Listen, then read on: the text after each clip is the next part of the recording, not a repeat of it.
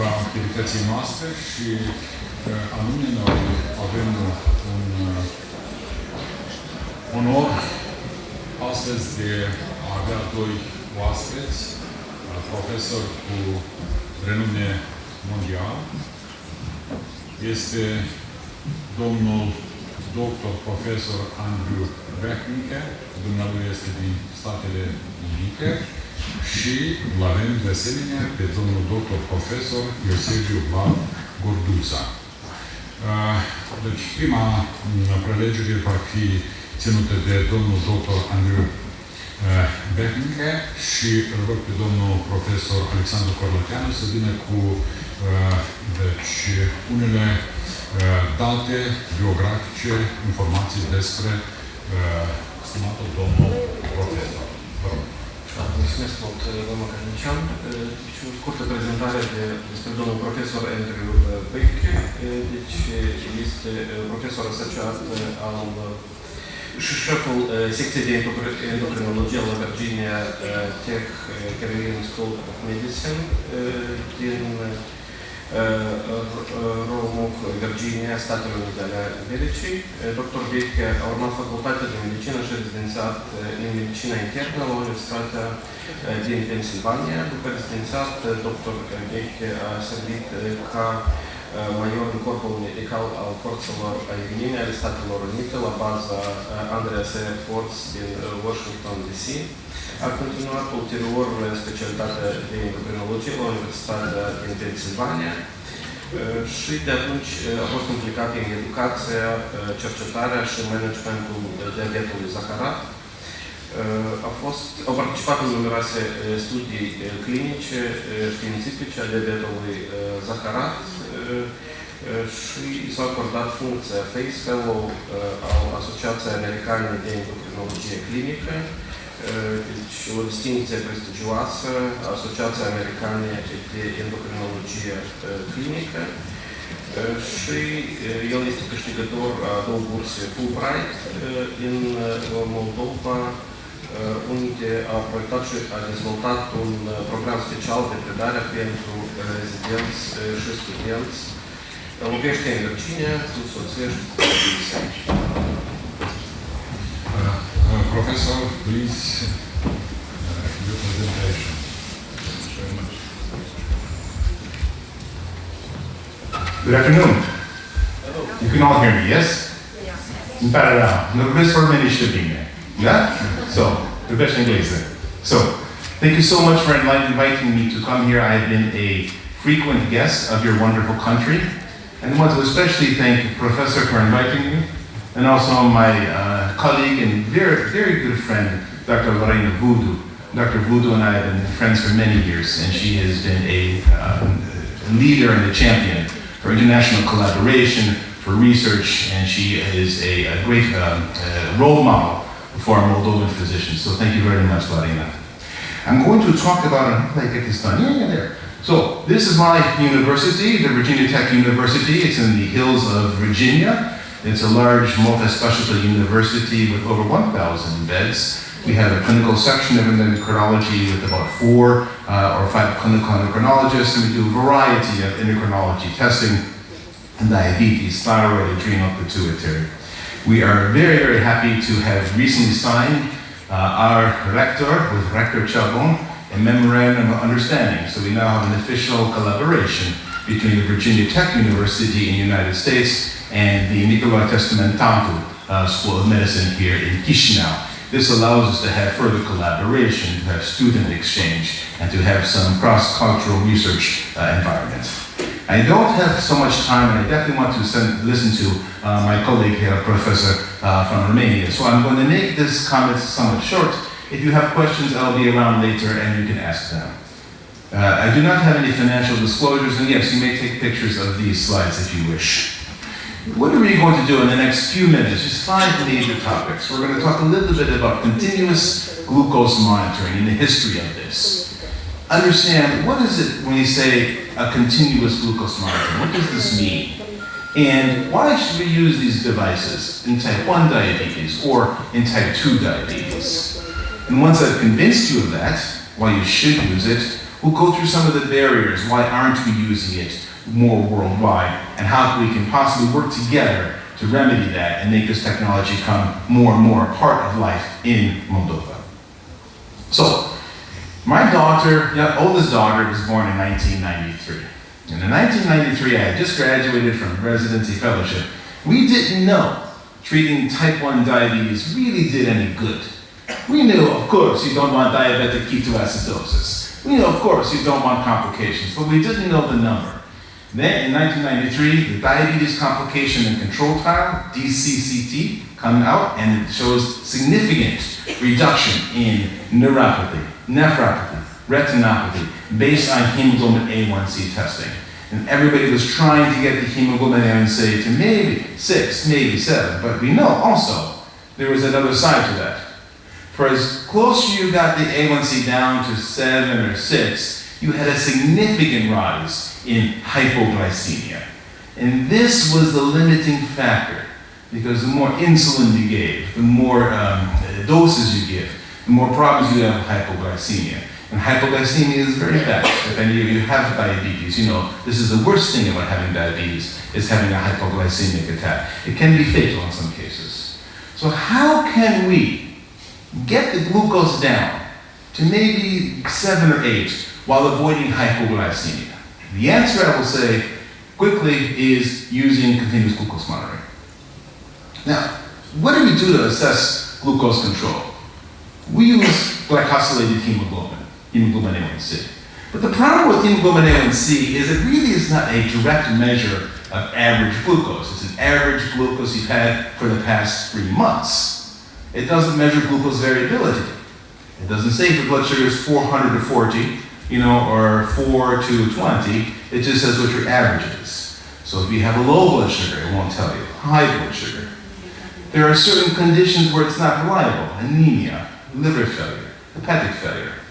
And it doesn't give you real-time feedback. You have to wait every 3 months to see what the glycosylated hemoglobin is. Well, that happens in 3 months. You have surgery, you have steroids, you have pregnancy, a lot of problems. So what we can do is we can have people check finger-stick blood sugar. Yes, we do that, and you check the blood sugars. And again, I apologize. I apologize for the slide. It is more American-centric. It has the measurements in milligrams per deciliter. So if you want to divide, just remember 18 lays in the dollar, so you divide by 18. So that's how you do it. So 180 is 10. So that's that. 180 lays, $10. I know that. So, but you can check the blood sugar and look at this person. It's very good, right?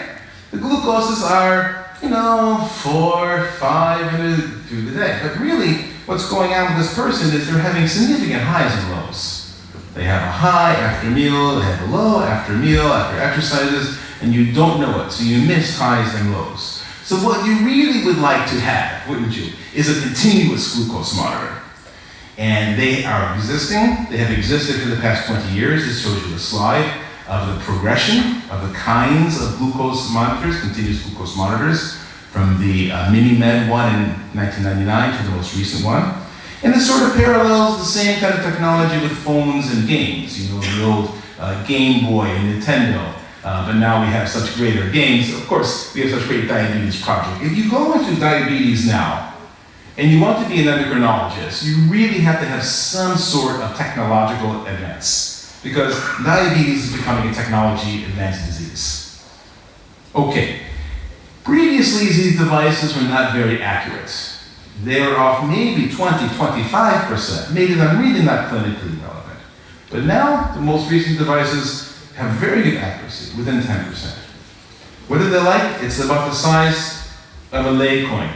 That's what it is. It goes in your arm, and you wear it, and you can have a continuous glucose delivered either to your cell phone or a reader. And this is available in many different companies. The companies that are available in the United States are the Freestyle Libre company, the Abbott company, the Guardian. Eversense is actually an implantable continuous glucose monitor, so you can put this in, and you put it in with a couple stitches, and you wear it continuously for 6 months, and then you put another one in. And of course, G6 is a Dexcom product. Medtrum is a company that's a Chinese-based company, and they also have a CGM device. They have not decided to register this in the United States, so I have very limited experience with this product, but I know this product is available in Moldova. So, well, how do these things work? You have a little device that sits on the skin with some adhesive, and a little catheter with glucose peroxidase, and it measures glucose that goes out of the cell and into the blood. But it lags behind a little bit, so just be aware of this. For example, if I can do this, does it show up? I don't know. Okay. So if you have a meal, your blood sugar really goes up to 160.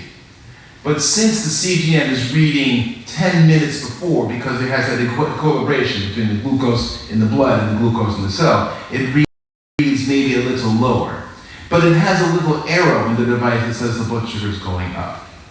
Likewise, if you give insulin, even though the blood sugar is 93, it'll register a little higher, but it'll give you the arrow it's coming down. So you'll see that.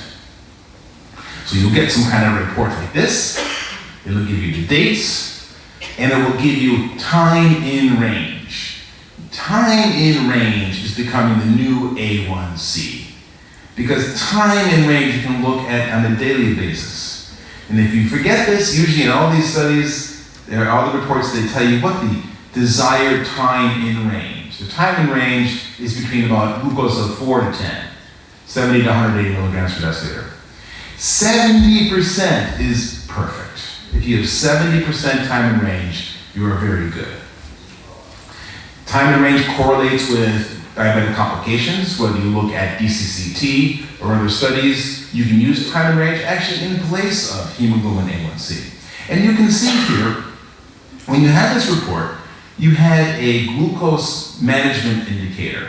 It's hard to see, but it's like the third or fourth thing down, 7.8%. This is very accurate. If you would get a hemoglobin A1C, it would be within 0.1, 0.2%, like this.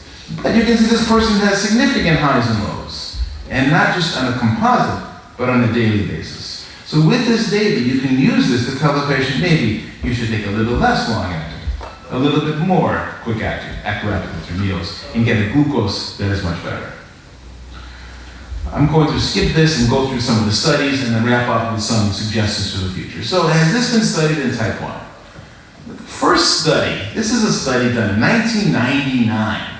So just when these things were out, and it's in the Diabetes Research and Clinical Practice. Now, the Diabetes Research and Clinical Practice Journal is the journal of the International Diabetes Federation. So, the first CGM article was published in an international journal, not an American journal or a European journal. It's an international diabetes journal.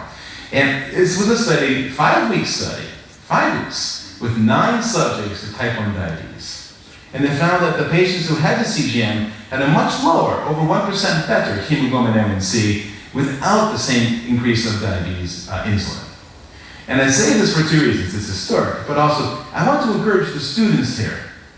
You know, can you get 9 patients and follow them for 5 weeks? Sure you can, you know? And this is something that you should publish. I want to encourage students. Your ideas matter. You know who discovered insulin? Well, in the United States, we say it was Canadians. Of course, we all know Romania did it, but we say the other thing on the other side of the pond. But it was a medical student, Behnke, who actually helped with the discovery of insulin and won the Nobel Prize. So students, please be excited about research. Never feel that nobody cares about what you're doing. We care about what you're doing. You're the future for this country and for medicine for the world. So encourage you with that. But of course, we have to have a bigger study, and there's 9 patients. So JDR, the Juvenile Diabetes Research Foundation, did a study looking at 300 patients with type 1 diabetes. A1C was pretty good, 7.6, but it was reduced even more with CGM. 3 times more people were able to get the A1C less than 7. Yeah, I gotta show you this slide. Go back. There we go. You know, who gets these devices? It's kids, right? Because we love kids. I love kids. I got 3 kids. They're great, right? But if you look at this is a slide of the change in A1C between children 6 to 14, adolescents 15 to 24, and adults greater than 25. The only group that really had a significant benefit were the adults. So I would propose, if you really want to get this to people that are going to do the best, give it to the adults. You know, I love kids, love kids. Okay. So what about, you know, not a lot of people have pumps. Most people in Moldova and Romania and Ukraine have multiple daily insulin with that. Will this work with multiple daily insulin? And again, diamond study. 155 patients, no pumps, significant lowering of hemoglobin A1C without hypoglycemia. How many people in the United States are using this? I'm skipping through these slides real quick because I want to take care of your time. There is a database of 60,000 United States patients, type 1 diabetes. The most recent figures are this. 53% of all United States type 1 patients have CGM, majority. And 51% have continuous glucose, have pumps. Now, here's a question for you. What's better? Continuous glucose monitor or pump? Most people would say pump, right? Wrong. It's continuous glucose monitor. And this study was Conferința study, which was great. Looking at patients with injections in the top line and glucose monitoring. If you change the injections and give them the pump, the A1C does not change. Yes, it's more convenient. Yes, perhaps they have less hypoglycemia, that's good. But if you added a CGM to their pump, they did much better. A1C is now in the 6s. And if you took away their pump and had to do injections and CGM, they still did as well. So CGM is really what changes the world because it gives you real-time feedback. Well, I work with type 2 diabetes. What about type 2? Has this been shown to be useful? And yes, several studies have been done. This was done by my friend Roy Beck in Florida, looking at type 2 diabetes with multiple daily insulin and finding a significant reduction in hemoglobin A1C.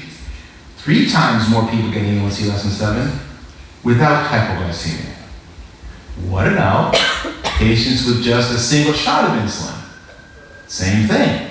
Again, Roy Beck, single shot of insulin, A1C of 9 went to 8 with CGM versus finger stick glucose.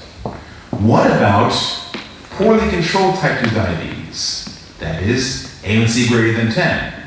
In my clinic, the minimum A1C I see is 10. I take all those people with A1Cs 10, 11, 12, 13, 14, 15, come on. And we are very, very successful in getting the A1C from an average of 10 or 12 down to 7 or 8 because we use CGM and frequent monitoring and reaching out to patients. So, this is the United States, and this is more of a developing country market. Has this been shown to be proven in developing markets? Because you might say to me, yes, Dr. Behnke, you have this, you're American and you have all this technology. Well, this is a study done in Croatia. It's a very interesting study because this was done a while ago, and in Croatia at this time, the government of Croatia did not pay for CGM or pumps. So if you want to get it, you get it yourself. So this one pediatric clinic looked at their patients and found out that a third of their patients actually had CGM. They weren't getting it from the government, they were getting it outside the country. And I would suspect, if you look at a pediatric endocrinology clinic in Moldova and Romania, you're going to get a lot of patients who are wearing CGM. They're getting it. You go to these small towns in Moldova, and you find people, and they say, oh yeah, I have a CGM. So people get it, and they're going to be using it. So, I'm going to skip to the recommendations for CGM. CGM should be used in all patients with type 1 diabetes, and in patients with type 2 diabetes who you want intensive insulin therapy, especially who are not getting the glucose values. This will take over the market. Research looking at penetrance of CGM versus finger stick glucose right now, 6% of the world is using CGM. They predict in 10 years, a majority of the world will be using CGM and not finger stick glucose. Because the technology is going to become more available, it's going to become affordable, and it's going to really replace finger stick glucose, which really, doesn't help you that much. It really doesn't. If you want an example, here is a list of the companies that are doing CGM. Many of them are American companies, but you're getting some European companies, some Asian companies, and so the list is going on and on. I want to end with one thing that I think is very exciting. When I was in medical school, we dreamed of an artificial pancreas. You remember that? endocrinologists, you know, like, wouldn't it be great if you could just put something on your belly and live your life and eat and sleep and exercise? It's here. It's here. Closed loop systems have just been approved by the FDA, and this is how it works. You have a CGM, you have an insulin pump device, and you have an algorithm. And the algorithm takes the glucose, measures how you're eating, and adjusts the insulin as possible. Now, you don't get hemoglobin A1Cs in the 6 range, but you get them in the 7 ranges.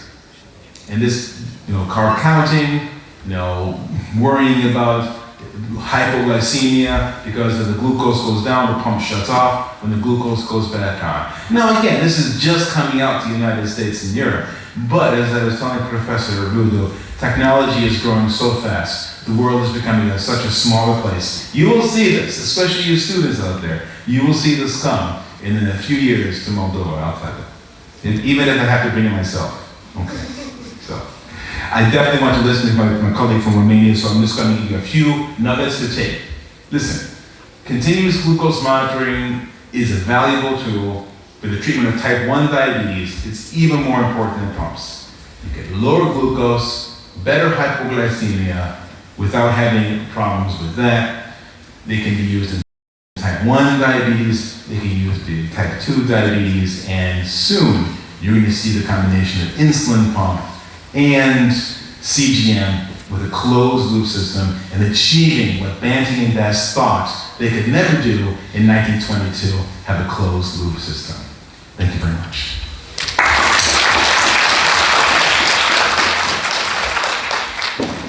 Thank you very much, Professor Behnke, for very interesting, comprehensive and actual and very practical presentation. I want to ask if it is same questions in auditory. Dacă aveți întrebări imediate la domnul profesor, poftiți.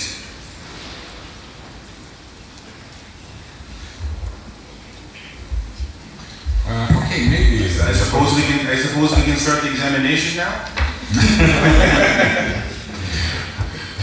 Okay, I have on practical questions, Professor. I am a neurologist and I work in neurological clinics. My direction in specialty is stroke, and it is in the first period of the stroke, the first hour of the stroke, blood sugar go up. What is your position for the acute treatment in case of a stroke? It's necessary to decrease abortively or to look for monitorization and activate the health same decision. What is your position? Because all the protocol, so it's necessary to decrease.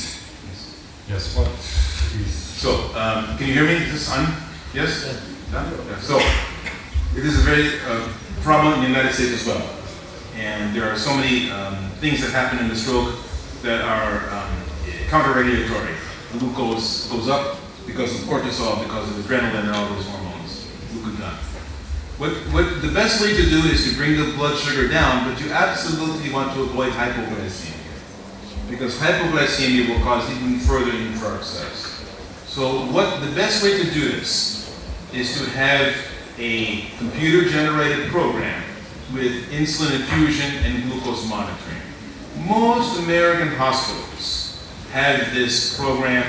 The one is called Endocrinologie, where the nurse can check the blood sugar every 15 minutes continuously and make small adjustments in the insulin infusion. You must use insulin. You must use insulin if they have significant hyperglycemia. You cannot use sulfonylureas or metformin. You must use insulin, and you have to be very careful. Quick-acting insulin infusion with frequent monitoring is the best way. It's not always ideal, I understand, but this is the best. Thank you very much. Thank you. Next questions. Dacă întrebări vă rugăm mai activ. Este o problemă esențială. Deci este o problemă de milioane de pacienți care suferă de diabet și fac diferite stări acute și cronice. Și, da. Thank you very much for your beautiful lecture. I want to ask you, because I'm a specialist in respiratory medicine, and we have very frequent association between sleep apnea and obesity, hypoglycemia syndrome, and the majority of patients have diabetes. And I want to ask you about the benefits of CPAP or BPAP therapy on the glycemic control or resistance to the insulin. Okay, so very good question. The American Diabetes Association every year puts out standards of care, and they're serotonin. And we are starting to look more and more as a key modifier of diabetes is sleep, especially sleep apnea, but also altered sleep patterns. People that work different shifts and have altered sleep cycles. This causes significant counter-regulatory hormone release, glucagon release, cortisol release, and is detrimental not only in glucose level, but also in inflammation. So we are really supporting, encouraging CPAP, BiPAP, whatever you can do to reduce apnea in patients. We also recommend get sleep. You know, even if you don't have sleep apnea, if you have insomnia, you know, or altered sleep-wake cycles, there is some problems with that. There are regulations also in prolactin that goes up and down, and there is actually medication you can give to alter that actually is beneficial for diabetes. So continue to work with this, and improving the overall health is going to be beneficial. Thank you very much. Thank you. Dacă aveți întrebări, stimați colegi. Da, please. What are the adverse reaction from these devices? Maybe skin infection, or maybe something is wrong when it's some limitation from measurements, because it's electronic devices. Maybe there are some of these. Yeah, you want to ask, what are some of the drawbacks, disadvantages to wearing this? Yes. So, probably the biggest disadvantage is this is not inserted surgically. It is put on with an adhesive. And if the adhesive comes off and the monitor comes out of the skin, it is no good anymore. So if you work in a physical job, or you're on the trolley bus and someone pushes this and it's off, you lose connection, that is probably the biggest problem. The second problem is sometimes these can cause metal detectors to detect. But usually if you say you have diabetes, that's that. One way around this is using the implantable continuous glucose monitor. It's very good. It's very high quality. The problem is most people don't want something stuck in their body that has communication with the world, especially with mobile devices. So we have to get over that barrier. But those are some complications. Did that answer your question? Yes, I don't have any questions. Oftiți? Can you tell us how much it costs? So I will tell you what a Freestyle Libre by the Abbott company in United States charges for a single CGM that lasts 2 weeks. 2 weeks. The app you can download for free. The 2 weeks cost is about 30 euros. And you know, you would take 2 of them for 1 month, about every 14 days you have to change it. And you can't, after 14 days it doesn't work anymore. So it would cost maybe 60 euros a month, about 2 euros per day. Now, that is the charge in the United States and Europe for the one device. I don't know what the Medtrim costs. I don't know what the Dexcom costs. So that's the cost. You can get them from, there's no supplier for free Libre in Moldova, but there is, I think, maybe Romania or France. That is the cost. Mulțumim. Cineva mai dorește? Da, vă rog. What kind of patients cannot use this kind of device? Yeah. So she asked the question, is there any contraindication? What patients cannot use the device? There is none. There are children less than 6 years old, but over 6 years old, and in some cases they use them anyway because the mother wants to know what the child's doing in school, so she has a little, connection. So the only person you can't use it for is a person that does not put it on correctly. But there is no contraindication. Anyone can use it.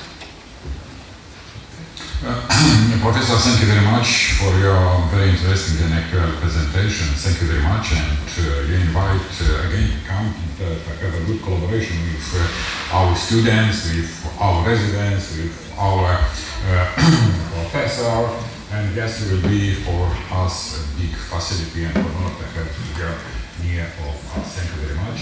And let me introduce permiteți să-l introduc pe domnul profesor doctor Iosebiu Vlad Corduza din Iași. Dumnealui este și prorector al Universității, răspunzând de procesul didactic, și rog pe domnul profesor Coroteanu pentru o mică introducere. Mulțumesc mult. Profesorul Iosebiu Vlad Corduza este un doctor român cu o carieră impresionantă în genetică medicală. S-a născut la Iași, a absolvit Universitatea de Medicină și Farmacie Grigore Tepopa din Iași. A lucrat în diverse poziții medicale și didactice în cadrul Universității, contribuind la educația medicală și cercetarea în genetică medicală. De-a lungul anilor a ocupat poziții de coordonare în laboratoarele de citogenetică și diagnostic prenatal, iar din 2014 este profesor universitar și prorector al Universității. A avut un impact semnificativ asupra formării studenților, rezidenților și a cercetării medicale în România, iar teza sa de doctorat, contribuție la studiul unor probleme actuale de patologie cromozomică, a fost dedicarea sa în domeniul geneticii medicale. Mulțumim mult și îl invităm pe domnul profesor, genetica românească între deziderate și realizări. Deci este așa un topic destul de interesant, care sper că să fie nou și